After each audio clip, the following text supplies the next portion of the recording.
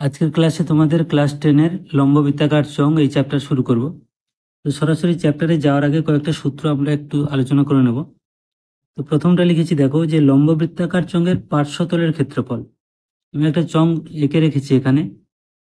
এটা হচ্ছে ফাঁপা চোঙ, কিন্তু যদি লম্ববৃত্তাকার চোঙ পুরোটাই একটাই চোঙ হতো, মানে ফাঁপা না হতো, তাহলে পার্শ্বতলের ক্ষেত্রফলটা হতো 2πr/h বর্গ একক। এটা তোমরা জানো।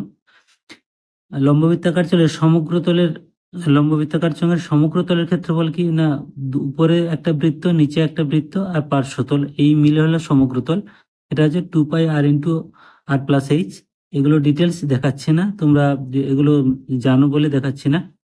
তো 3 নম্বরটা লিখেছি যে লম্ববৃত্তাকার চোঙের আয়তন বা ঘনফল, মানে এই চোঙটাতে যদি ফাঁপা না হতো তাহলে কত জল ধরতো বা বায়ু ধরতো, সেই জায়গাটা, সেটা হচ্ছে এই নিচটা হচ্ছে πr², তার সঙ্গে এই হাইটটা আমরা h ধরেছি, এইটা গুণ করে হচ্ছে πr²h ঘন একক। এবারে যে সূত্রটা আছে 4-এর যে সূত্রটা, এই 4, 5 এবং 6 এই তিনটে সূত্র কিন্তু এই ফাঁপা চোঙ নিয়ে আলোচনা করব, এবং এই জন্য একটু আলাদা করে বোঝাবো। ফাঁপা চোঙের ধাতব অংশের আয়তন, মানে এই যে চোঙটা, এই ফাঁপা চোঙের মধ্যে ধাতব অংশ মানে কি না, চোঙটা এতটা পুরু, এই যে চোঙটা আছে এতে কতটা ধাতু আছে, মানে পুরো এই যে বাইরের যে চোঙটা, মানে বাইরে আমরা যদি এটাকে বহির ব্যাসার্ধ ধরি আর এটাকে যদি অন্তর ব্যাসার্ধ ধরি, তাহলে এই বহির ব্যাসার্ধ নিয়ে এই বাইরের যে চোঙটা হচ্ছে সেটার আয়তন থেকে আমরা যদি এই ছোট্ট আরেকটা চোঙ আমরা ভেতরে পাচ্ছি, এইটা যদি বাদ দিয়ে দিই, তাহলে আমরা পাবো কতটা আয়তন আছে বা কতটা ধাতু আছে বা কতটা মেটাল আছে। তো দেখো এখানে π × r1² - r2² ঘন একক। এটাকে আমি একটু ব্যাখ্যা করে দিচ্ছি। যদি আমরা এই r1টা ধরে যে চংটা আছে সেটাকে যদি আমরা ধরি, তার আয়তনের সূত্র আমরা এখানে লিখে নিচ্ছি πr1²h। এবার সেখান থেকে যদি আমরা এই ছোট যে চংটা আছে সেটা বাদ দিয়ে দিই, মানে πr2, ওটার ব্যাসার্ধ হচ্ছে কত না r2² এই বিয়োগফলটাই হচ্ছে এই ফাঁপা অংশটার আয়তন। তাহলে এখানে আমরা শুধু পাই কমন নিয়েছি, পাই কমন নিলে r1² - r2², actually HO common নেওয়া হয়েছে, এইচটা আমরা এপারে লিখি, এইভাবে সূত্রটা লেখা হয়। তাহলে এই সূত্রটা কিভাবে তৈরি হলো এটা বোঝা গেল। এবার পরের যে সূত্রটা আমি লিখেছি যে ফাঁপা চোঙের বাইরের এবং ভিতরের বক্রতলের মোট ক্ষেত্রফল, মানে এই যে ছবিটা তোমরা দেখতে পাচ্ছ, এখানে বাইরের যে চোঙটা সেটার বক্রতলের ক্ষেত্রফল, মানে আমরা এই সূত্রটা জানি 2πr/h এই বর্গ একক। আর আর এর জায়গায় শুধু r1 হবে। এবার ভেতরে দেখো যে চোঙটা আছে সেই চোঙেরও ভেতরের দিকের একটা পার্শ্বতল আছে, রাউন্ড শেপ আছে। তাহলে সেটাও আমাদের রং করতে যদি হয়, তাহলে মোট পার্শ্বতল মানে কি হচ্ছে না, বাইরের চোঙটার বাইরের দিকের আর ভিতরেরটার এই ভেতরের দিকের দুটোর যোগফল। তাহলে সেটা হচ্ছে 2π × r1 + r2h বর্গ একক। আমি এখানে আবার ভেঙে দেখাচ্ছি।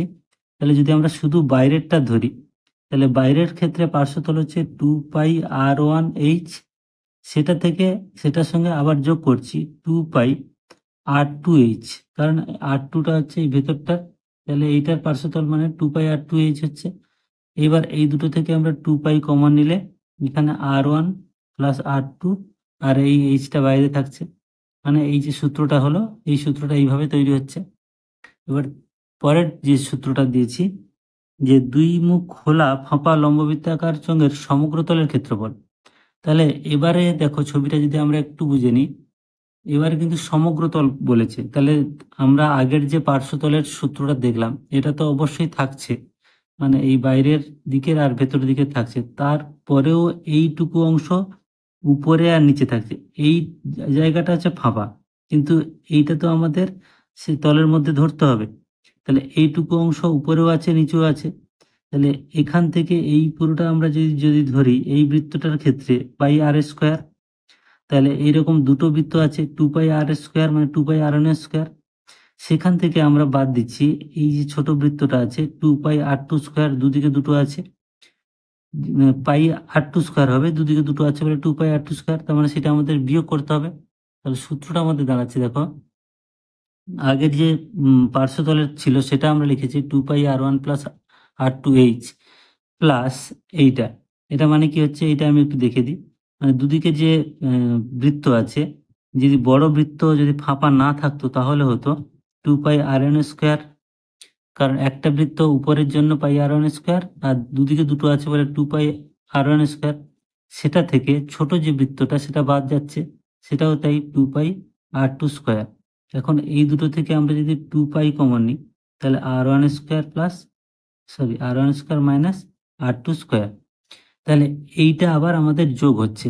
তাহলে সূত্রটা হচ্ছে 2πr1 plus r2h plus 2πr1² minus r2² বর্গ একক।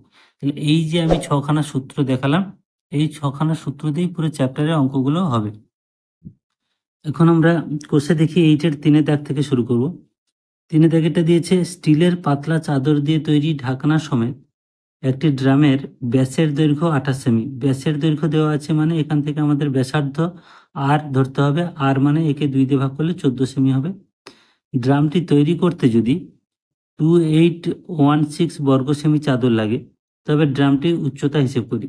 তো এখানে দেওয়া আছে কি, তৈরি করতে মানে যেহেতু ঢাকনা সমেত, তাহলে এটা হচ্ছে সমগ্র তলের ক্ষেত্রফল দেওয়া আছে, সেখান থেকে আমাদের উচ্চতা নির্ণয় করতে হবে, আর এর মানও আমরা এখান থেকে পাচ্ছি।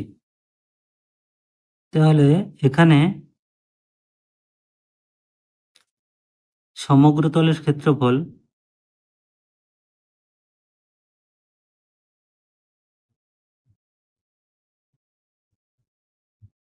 সমান দেওয়া আছে 2816 বর্গ সেমি।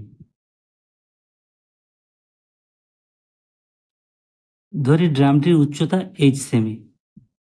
তাহলে ধরি ড্রামটির উচ্চতা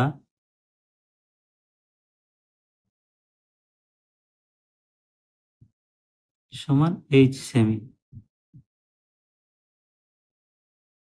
অতএব সমগ্র তলের ক্ষেত্রফল মানে যেহেতু উচ্চতা h এবং ব্যাসার্ধ ধরে নিচ্ছি, ব্যাসার্ধ সমান, ব্যাসার্ধটাকে আমরা আর ধরছি, আর সমান, অ্যাকচুয়ালি দেওয়া আছে কত, ব্যাস দেওয়া আছে 28, তাকে 2 দিয়ে ভাগ করলে 14 সেমি। ব্যাসটা আমরা আর এর মানটা পেয়ে যাচ্ছি 14 সেমি। তাহলে অতএব সমগ্র তলের ক্ষেত্রফল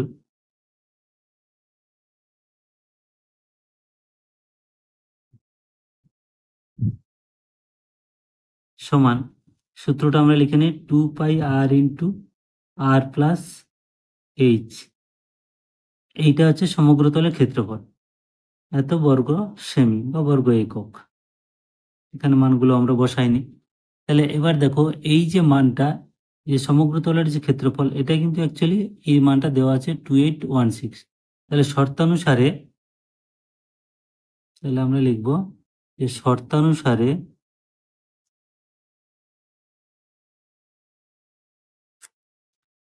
2πr into R plus H is equal to 2816। এটাকে আমরা ক্যালকুলেশন করব, করে এইচ এর মানটা বার করব। তাহলে এখানে মানগুলো যদি আমরা বসাই, তাহলে 2π, আর এর মান কত দেওয়া আছে 14, ইন্টু এখানে 14 plus H is equal to 2816, বা এখানে পাই এর মানটা আমরা যদি বসিয়ে দিই, 2 ইন্টু 22-7 গুণ 14 ইন্টু 14 প্লাস এইচ সমান 2816। কাটাকাটি করলে 7 2 14। তাহলে হচ্ছে এখানে, তাহলে এখানে আমরা যদি বাম দিকে 14 প্লাস এইচ রাখি, আর ডান দিকে 2816 বাই এই যে গুণফলটা 22 গুণ 2 গুণ 2, এটা নিচে চলে যাবে। আমরা এখানে গুণ করছি না, কারণ কাটাকাটি সুবিধা হবে, ওইভাবে রেখেছি 2 গুণ 22 গুণ 2, মানে এখানে 2 আছে গুণ 22 আছে গুণ 2 আছে, এইটাকেই রেখে দিয়েছি, এইখানে কাটাকাটি করে দেবো বলে। তাহলে এখানে কাটাকাটি করলে 2 দিয়ে কাটলে 2 একে 2, এখানে কাটাকাটি 2 একে 2, 2 4 8, 0 2 8 16। আবার আমরা 2 দিয়ে কাটছি, 2 একে 2, তাহলে 2 7 14, 0 2 4 8। এবার দেখো আমরা এইটাকে 11 দিয়ে কাটতে পারি, বা প্রথমে 2 দিয়ে কেটে নিতে পারি, 2 11 22, এখানে 2 3 6, 1 8 0 10, 2 5 10, এখানে 2 2 4, 352। তো এই কাটাকাটিগুলো তোমরা মুখে মুখে ভাগগুলো করবে, কারণ না হলে একটা ভাগ আলাদা আলাদা রাপে করে করতে গেলে অনেক টাইম লেগে যাবে। আবার 11 দিয়ে কাটছি, 11 কে 11, এখানে দেখো 3 আর 5 35, 3 11 33, তাহলে এখানে 2 এক্সট্রা থাকছে, 2 আর 2 22, 2 11 22 32। তাহলে হলো বা 14 প্লাস এইচ ইজিক্যাল টু 32, বা এইচ ইজিক্যাল টু এই 32 মাইনাস 14, তাহলে বিয়োগ করলে হচ্ছে, বা অতএব এইচ ইজিক্যাল টু 18 এত সেমি। এই এটা এইচটা হচ্ছে কি না, এইচটা উচ্চতা যেটা আমাদের প্রয়োজন ছিল, অতএব উচ্চতা সমান বা উচ্চতা 18 সেমি। তাহলে এটা হলো আনসার। এখন চারেরটা দেখো, বলেছে একটি ঘরের বারান্দায় 5.6 ডেসিমিটার ব্যাসের এবং 2.5 মিটার লম্বা দুটি লম্ববৃত্তাকার পিলার ঢালাই করতে কত ঘন ডেসিমিটার মশলা লাগবে। তার মানে আমাদের এই ইউনিটগুলোকে প্রথমে ডেসিমিটারে নিয়ে যেতে হবে, তারপরে আয়তন আমাদের বার করতে হবে। ঘন ডেসিমিটার লাগবে মানে আয়তন বার করতে হবে দুটো পিলারের। এবার বলেছে প্রতি বর্গমিটার 125 টাকা হিসেবে পিলার দুটি প্লাস্টার করতে কত খরচ পড়বে। আবার দেখো এখানে কিন্তু প্রতি বর্গমিটার বলেছে, তাহলে যখন আমরা প্লাস্টার করতে খরচ পড়বে মানে পার্শ্বতলে ক্ষেত্রফল বার করবো, তখন কিন্তু আবার মিটারে নির্ণয় করতে হবে। তাহলে পিলারের ব্যাসার্ধ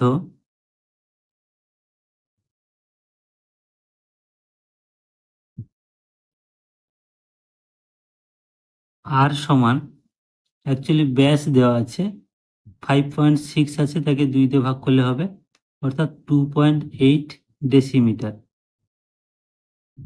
তো আমাদের যেহেতু প্রথমে আয়তন ডেসিমিটারে চেয়েছে, এটা আমরা ডেসিমিটার এককেই রাখছি। এবং পিলারের উচ্চতা এইচ সমান 2.5 মিটার দেওয়া আছে, তাহলে এটাকে আমরা ডেসিমিটার করলে 10 দিয়ে গুণ হবে, অর্থাৎ 25 ডেসিমিটার। তাহলে আমরা এইচ আর আর দুটো পেলাম। তাহলে প্রতিটি পিলারের আয়তন করব, তাকে 2 দিয়ে গুণ করলে দুটো পিলারের পাবো। তাহলে প্রতিটি পিলারের আয়তন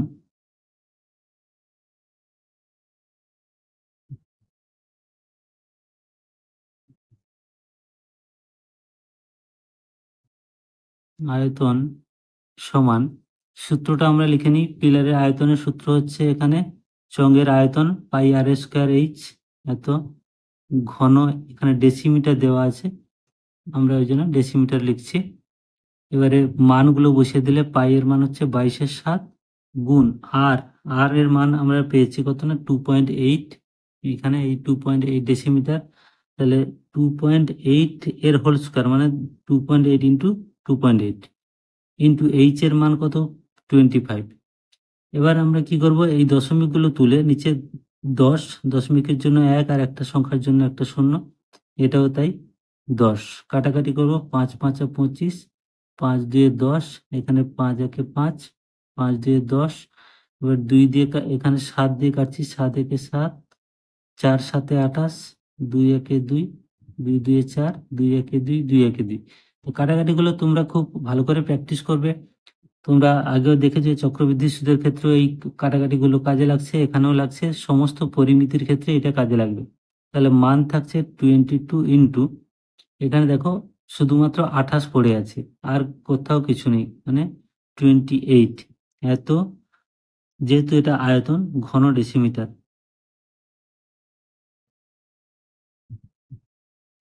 এত ঘন ডেসিমিটার।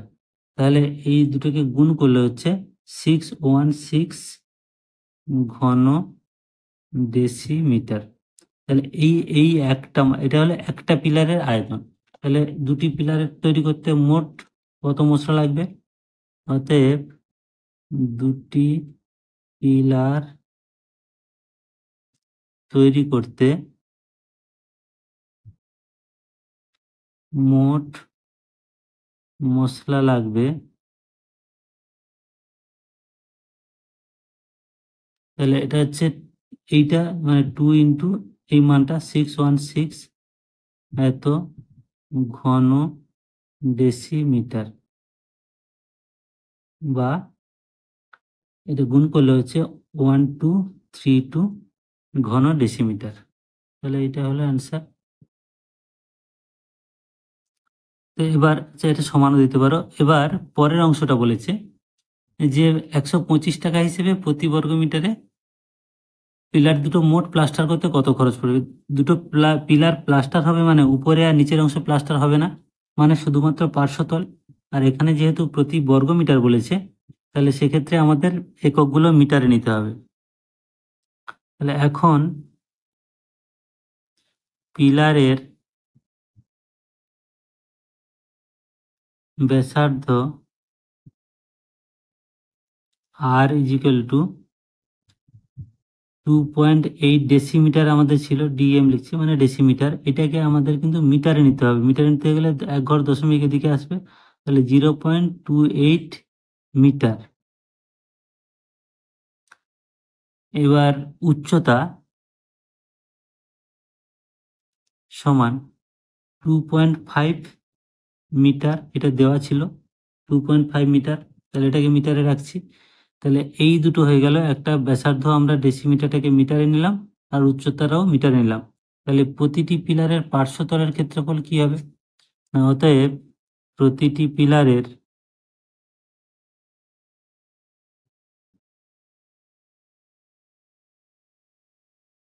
পার্শ্বতলের ক্ষেত্রফল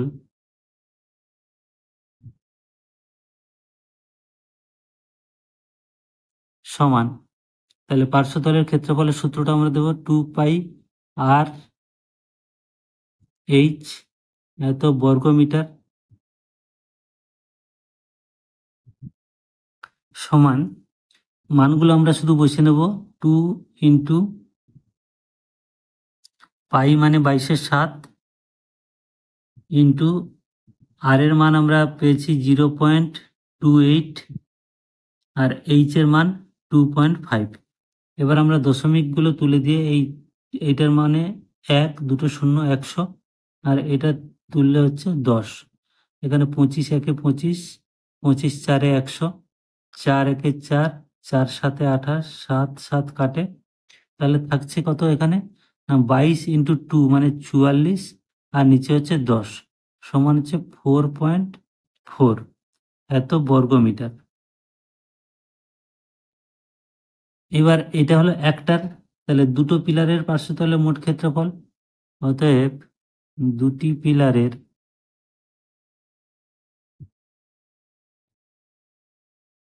পার্শ্বতলের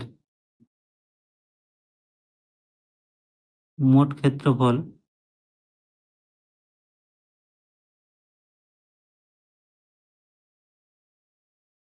সমান 2 ইন্টু 4.4 সমান 8.8 বর্গ মিটার। এবার এই 8.8 প্রতি বর্গ মিটার 125 টাকা বলেছে, তাহলে 8.8 বর্গ মিটারে মোট খরচ কত হবে, অতএব মোট খরচ হবে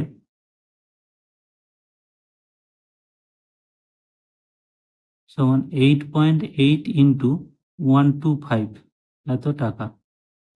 এটা গুণ করলে হবে 1100 টাকা। এইটা হলো অ্যান্সার।